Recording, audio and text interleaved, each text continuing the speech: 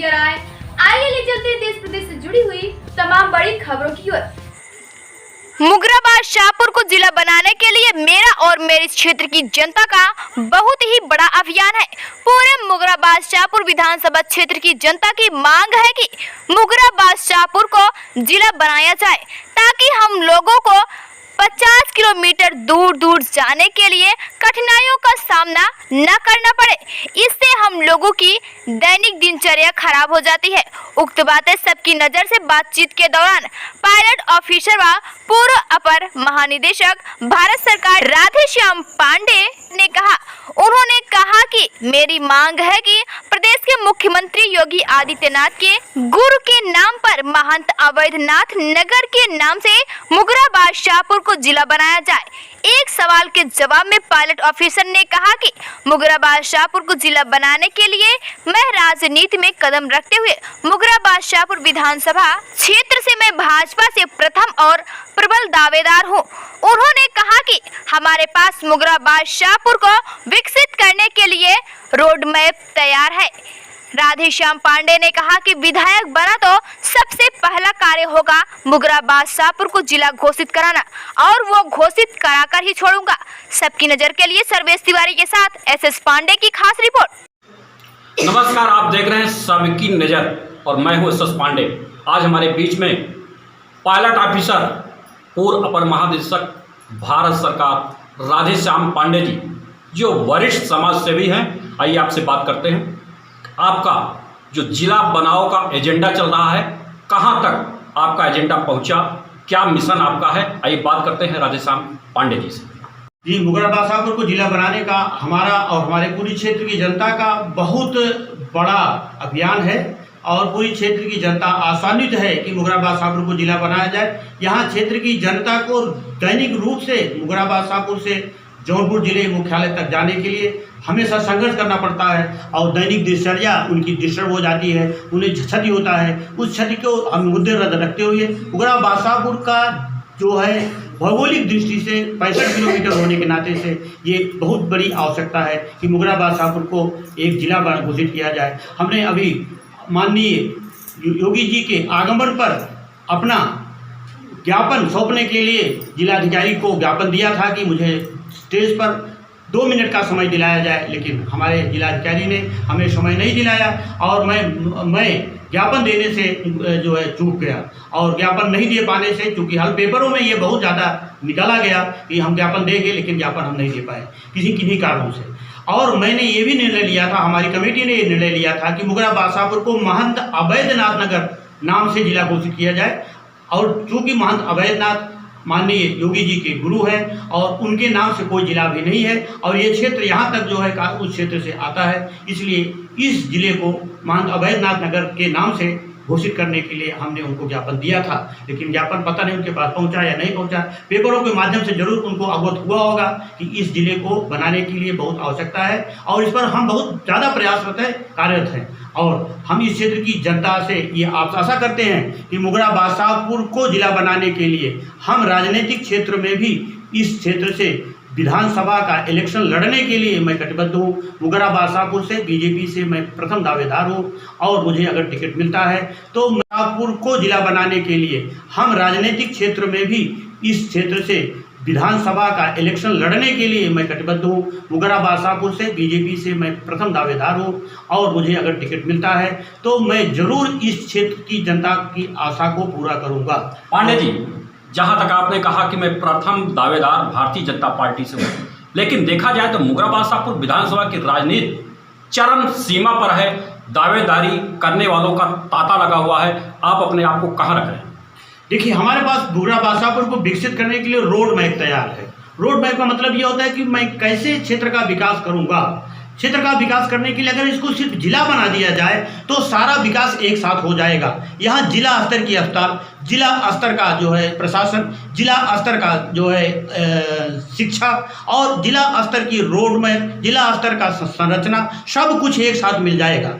जो है सुविधाएं लेने के लिए हम जिले पर जाते हैं, हमें दिन भर प्रयास करना पड़ता है, उसके बाद भी शायद हमको सफलता नहीं मिलती। वो सारी चीज़ें हमारे द्वार पर हो जाएगी और क्षेत्र की जनता को एक साथ रोजगार भी मिलेगा, उनका जीवन स्तर सुधरेगा, और उनका जीवन स्तर सुधरेगा तो निश्चित रूप से उनको खुशहाली आएगी। क्षेत्र की जनता को खुशहाली लाने का एकमात्र यही एक सबसे बड़ा विकल्प है। इस विकल्प पर मैं काम कर रहा हूँ। हमारे पास रोड मैप तैयार है कि मैं कैसे जो है मुगराबाद शाहपुर को विकसित करूँगा, और किसी के पास शायद इतना बड़ा रोड मैप नहीं होगा। मेरी अपनी जो व्यक्तिगत सोच है और व्यक्तिगत जो हमारी जो है आकांक्षा है, इस आकांक्षा पर मैं जरूर खरा उतरूँगा।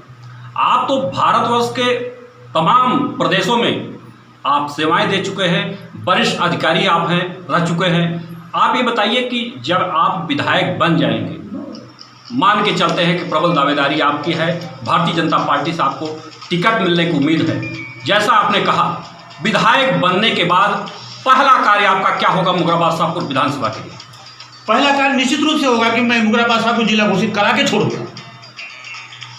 आपको जो है आसानित करता हूँ कि मैं अपने मिशन में जरूर पूरा होऊंगा। मैं बहुत छोटे से व्यक्ति हूँ, छोटे से व्यक्ति से लेकर के मैं आज ये दूरी तय की हूँ, और ये मेरे लिए उस समय जब कुछ भी नहीं था तब तो मैंने जो प्रतिज्ञा किया था पूरा किया था। आपको जैसा पता है, मेरा विद्यालय जो विज्ञान संजीवनी सेंट्रल कॉलेज के नाम से क्षेत्र का सबसे बेस्ट विद्यालय है, आपके मुगराबाद शाहपुर ही नहीं पूरे जो है विधानसभा का सबसे बेस्ट विद्यालय है। उस विद्यालय की रचना मैंने अपने गाँव में, अपने खेत में करके क्षेत्र का बेस्ट विद्यालय बनाया है। ये सिर्फ मेरी व्यक्तिगत इच्छा शक्ति का परिणाम रहा है। मैं कुछ भी नहीं हूँ, लेकिन मेरी इच्छा शक्ति इतना अपार है कि उस इच्छा शक्ति के सामने बड़ा से बड़ा पहाड़ भी छोटा पड़ेगा।